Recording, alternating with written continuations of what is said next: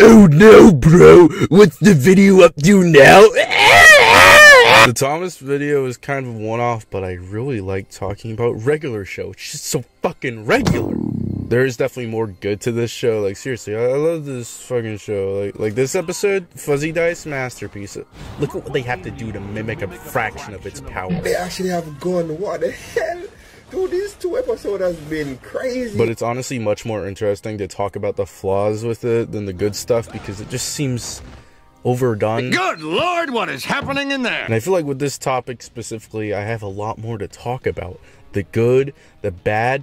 Season 8 of regular show, its final season, is the worst season of the show, mostly by process of elimination. It just doesn't compare. But first, I have to talk about the season before it, because that has a lot of setup, and also because I want to. Season 7, I think I like more than most people do, or probably should. The last couple seasons before this focus on Mordecai doing a lot of shit, like kissing birds and other shit from the sky. Like, I'm not into that, but that fucking raccoon going to high school, oh baby. The more I think about it, the more this is one of my favorite seasons. It actually feels like the opposite of this season I'm supposed to be talking about. There's a lot of good episodes here focusing on side characters, probably because this is the last meaningful appearance they'll ever have. Spoilers. Like, guys, this season has the Gary episode.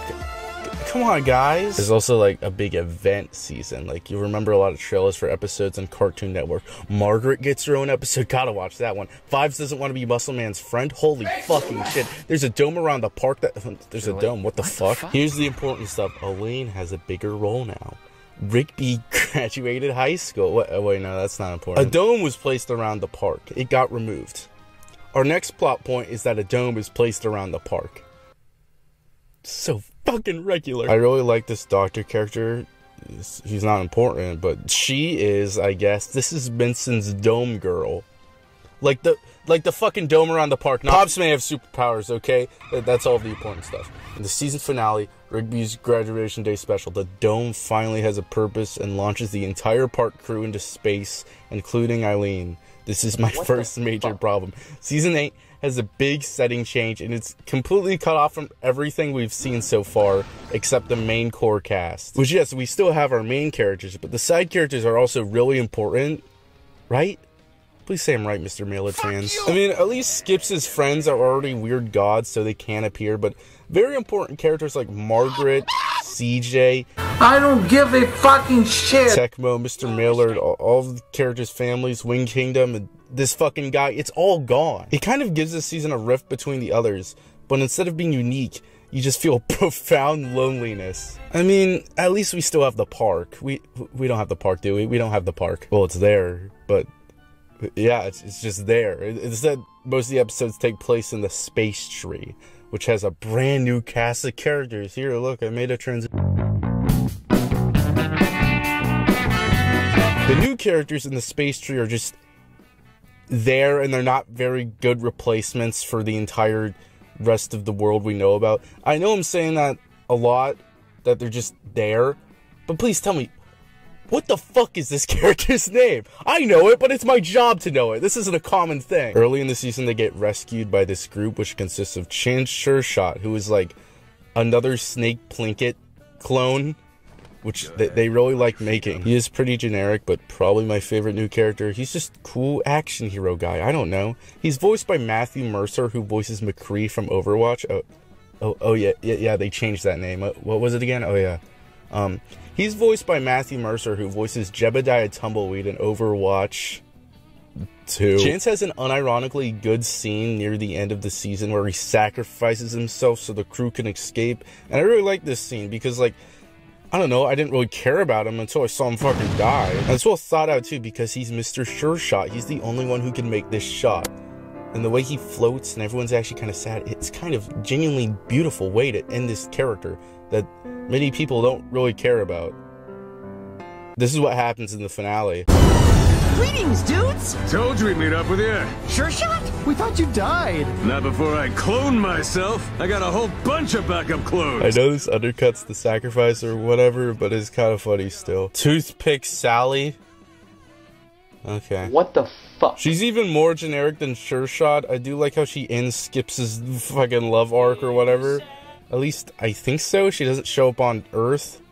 So I don't fucking know. She's gonna die anyway. He's immortal. I don't really care what character it is. I'm just glad Skip's got this, but if I was writing it, he would totally be tongue-kissing Tecmo, but that's just my opinion, you know. Recap robot. Let's move on. Colonel Rawls is the leader of the space tree and a character I actually like. Despite them being far from the best of regular show's characters, they have grown on me, mostly because of how strange their inclusions are. He's just kind of here to get mad and also sacrifices himself like Sure Shot in the same episode. But his fate is completely unclear. Like, he may have escaped the space tree, but it isn't shown, and he doesn't show up in the finale to go like, not before I clone myself. But weirdly enough, Colonel Rawls is listed in the finale's credits. I really don't know why he was cut, or if this is a mistake, but he's fucking out there, bro. And those are the new characters. Mostly they won't matter ever again. I honestly think they have a charm to them because they feel like OCs of like a 15-year-old or a 45-year-old. It's one of those. I have a strange like likeness for them though, and it's mostly because I feel like it's my duty, because no one else likes or cares about these characters. All of the main characters are kind of just blank in my head, like, except the finale. I can't think of anything meaningful that happens with them, except maybe Benson, whose dome girl breaks up with him and he finds this rock. Man, what the fuck? Oh, look at this beautiful mistress. Take away the bow. Hey, what the fuck? That was a rock! It's a rock! I don't want to watch this episode again. I don't wanna. It's making me squirm. Most of the plots here is just la la la, I'm not listening. Mordecai and Rigby find a man inside this plant. They get out. Okay. I like how this tree looks in this episode, that's all. We're just lacking so much from the earlier seasons. I think the main problem is that regular show had such a simple setting which opened up to wider plots. They could basically do anything, including space plots. The first episode, they go to the moon. And this season, because we're in this bland gray base a lot, it just all blends together. I at least like how space is already seen in every episode through the opening, and it feels like it's all coming together. But like, that's just how space looks in regular show. In one episode, they go to this ear planet and are put on trial, and it just reminds me more of an like Adventure Time episode rather than a regular show one. There's a bunch of cameos here, but I have a problem because what the fuck is Billy Mitchell? Well, I'll pick a game, alright. No. This stupid Freddy Fazbear guy shows up, and I'm happy to see him because this is literally my favorite episode. But why? At least he's damaged and actually shows real effects from the events of the episodes he's in. Why the fuck is Garrett Bobby Ferguson still alive? But, oh, I know why. Not before I clone myself. It's moments like these that just baffles me about the choices of this season. Like, I'm not full on angry viewer, like, what were they thinking? But what? The first half of the season is definitely the worst thing to come from regular show, but yeah, luckily I do think they come around for like 2 episodes, and then it's back to filler, and then peak. Spoilers, we're going into Pop's storyline, I guess. This marks the famous escape from the new evil force we've never seen before. We have a bunch of episodes where the gang is on the run, and then oh hey, Sure Shot, I thought you were supposed to come back later. This is Terror Tales of the Park 6, and because of the schedule of the year, they had to air it just in the middle of this storyline. This episode is fine, I guess. It's just weird seeing the new characters act like they're part of the crew. You could never be him, Sure Shot. Fucking recap robot. I'm getting rid of all my regular show things. Let's get into the Pop story. Another very poorly planned out story, but whatever, I still like it. So the whole ending of the show hinges on Pops being from a secret alien species, and this is just like the Thomas twist. It was clearly not the idea originally. Mr. Maillard is revealed to be Pops' adopted father, even though he resembles him a lot, especially when you see younger Maillard. And another similar character to Pops is shown sometimes being Dr. Henry.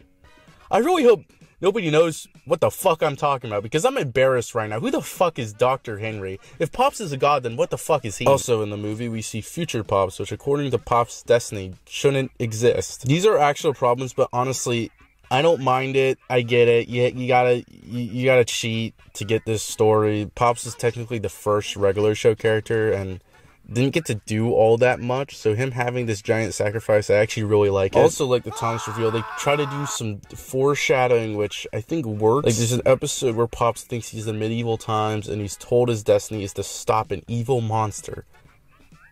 Yeah.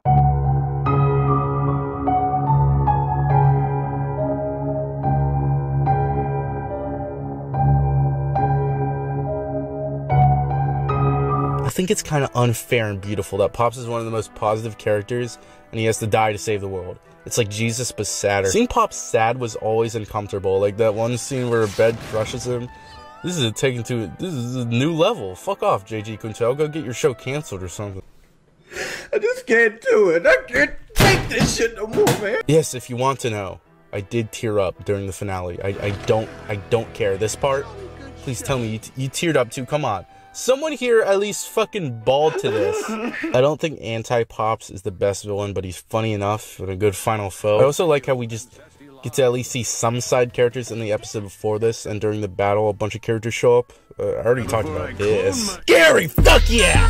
Carter and Briggs, how the fuck? They're just two TV show actors. It's hilarious. But this kind of leads to most of the main characters going underused in the finale because they're just basic human type characters and you're fucking dumb. Another weird thing is the fourth wall was broken a lot during the finale and the episodes before it, which is fine, but this also led to them feeling the need to shove in a bunch of shit based on the format war episodes, and it's just these really forgettable characters. Like nobody wants to talk about how the internet shows up and is the second main villain of the finale. Nobody's brave enough. But after all of this, we get to see fucking everything ever that's ever gonna happen. JG Quintel really left no room for revival. Mr. Mailer fucking dies right after Pops. Come on. Come on, baby. I just want out. I do wish we got some more cameos, specifically during the Parks crew's return, because you could fill out this crowd with way less randos. Like, where's the death sandwich guy? Where's Margaret's dad? Where's the god of... Wait, did this guy fuck a bird? Overall, I think this is a great finale. Probably one of the best episodes. Doesn't beat Fuzzy Dice, though. I'm sorry. But the truth is, the really good ending doesn't save this whole season.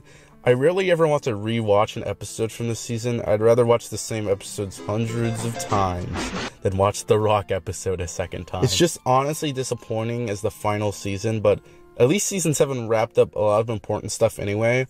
I don't think Exit 9B would be a good ending to the series, but the movie that you can't find on HBO Max anymore, I fucking love that. I really like Mr. Peterson, or whatever the fuck he's called, a lot more than Anti-Pops, because he's way more connected to the actual main characters, and the movie still gives some time to the side characters. But I don't know if I would actually want it to end here, because there is a lot of good with Season 8, just obviously a lot more flaws than before, but that's how it ended. But I do have one big problem that ruins everything.